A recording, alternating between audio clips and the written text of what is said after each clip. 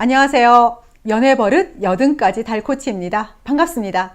경계선 인격을 가지신 분들의 연애 모습, 특징 1, 2, 3을 앞서 영상에서 올려드렸어요. 보셨습니까? 자, 이번 영상에서는 특징 9가지 중에 네 번째, 불안정한 자기상입니다.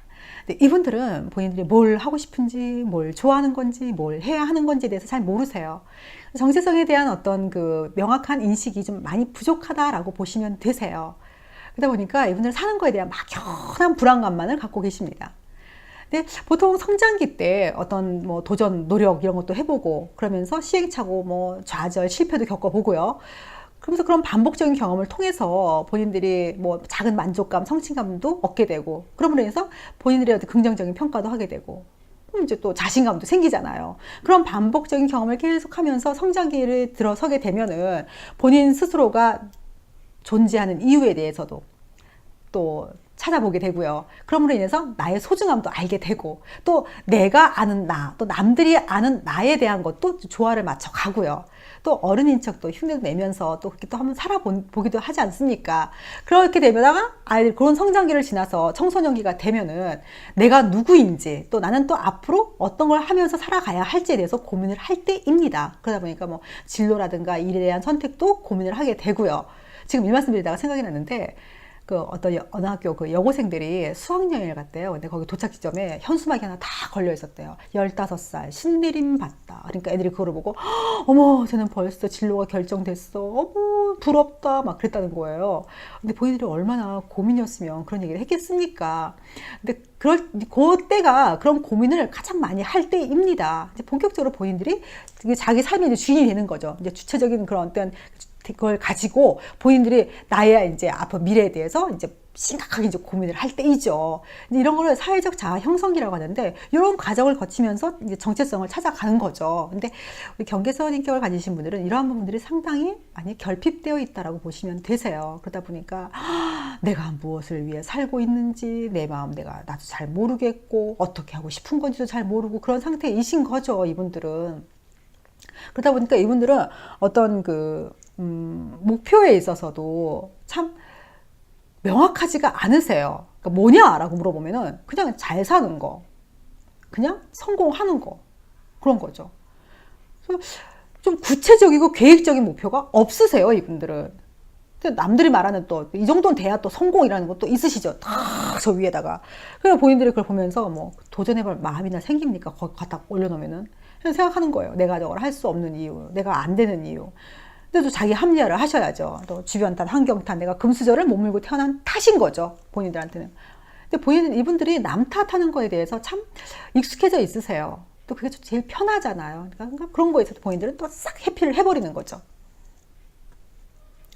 그래서 이분들 보통 보면은 근데 그 목표라는 게 내가 손을 쫙 뻗었을 때 내 손끝에 목표가 이렇게 조금 앞에 있으면은 이게 막 손 달뚱말뚱 하게 되면은 포기를 안 하게 되잖아요. 막 조금만 하면 되니까. 그러다 보면 막 노력해서 어떻게 딱 잡게 되고, 그래도 조금 요거 또 성취감도 맛보고, 또 조금 앞에다가 또 세워놓고, 또 막 도전해보고, 이렇게 해야 택도 없는 곳에 있는 목표를 할지언정, 그게 반복적으로 경험하게 되면, 뭐 거기까지 가면은야 좋겠지만은 못 간다 하더라도 곧 어느 정도 그 근처까지는 갈 거 아닙니까? 근데 이분들은 노력을 안 하세요.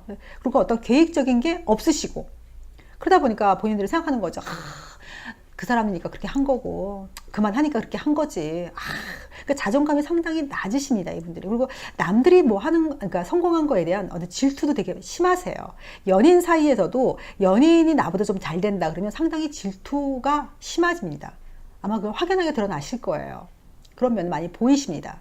그리고 내가 누리지 못했던 걸 다른 사람이 누린다는 거에 대해서 상당히 그런 거에 대한 불편함, 그런 거를 질투로 많이 드러내세요, 이분들은.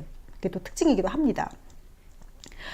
또 이분들 같은 경우 또 귀가 또 팔랑귀예요. 그러니까 뭐 누가 뭐 잘 된다 그러면 그거 나도 그거 되게 좋대 그러면 나도. 호기심이 많으세요. 그러니까 새로운 거에 도전은 또 잘 하십니다. 그러니까 뭐 보이는 거, 들리는 거, 말하는 거, 뭐 누가 하는 거 이런 거는 다 하고 싶으시죠.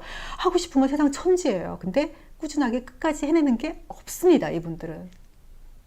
그게 또 특징이에요. 그리고 이분들 같은 경우에는 특징이 본인들의 어떤 마음 상태나 그 다음에 생각했던 거를 이렇게 상대에게 전달하는 거에 있어서 상당히 미숙함을 보이십니다. 근데 본인들은 뭐 어휘력이 부족하다라고 하는데 그 원인이 어렸을 때 그러니까 대화로 어떤 문제를 해결해 봤던 경험이 없다거나 또는 어떤 의견이나 생각을 본인이 얘기를 했는데 묵살당했다거나 또 뭐 뒤지게 혼났다거나 또는 뭐 어떤 억압을 당했다거나 했을 경험을 반복했을 때 그런 미숙함을 보이세요. 그래서 친구들 사이에서도 대화에 합류를 잘 못하십니다, 이분들이. 그러니까 본인들은 합류했다라고 하는데 툭툭 던지는 말 보면은 4차원적인 말 던지고 있고 그런 걸 보이시죠? 있으세요. 그리고 연인이 혹시 있으시면 한번 물어보세요. 왜 나 사랑해? 뭐 이런 거 말고요. 나의 어떤 점이 좋아? 라고 한번 물어보세요. 근데 말을 빨리 못한다. 또는 그냥 보이는 것만 가지고 얘기를 한다. 뭐 예를 들어서 이쁘잖아, 귀엽잖아, 멋있잖아, 뭐 말 잘하잖아, 뭐 이렇게 그렇게만 얘기를 한다면 정체성을 한번 의심해 볼 필요가 있어요. 자, 그리고 우리 그 주변에 뭐 선택장애다, 결정장애다 이렇게 막 우스갯소리로 얘기 많이 합니다만 그런 분 있으시죠? 이분들도 거기에 조금 해당이 돼요. 뭐냐면은 특히 음식점에 가서 주문할 때 좀 그런 부분이 확연하게 좀 드러나죠. 저도 짜장면이니까 짬뽕이니까 좀 고민합니다만 주문할 때 선택을 못 하세요. 그러면 이거 할까? 이거 할까? 주문해놓고도 지금 바꿀 수 있어? 지금 이걸로 할까? 먹으면서도 그걸 할거 그랬는데 이걸로 할거 그랬는데 막.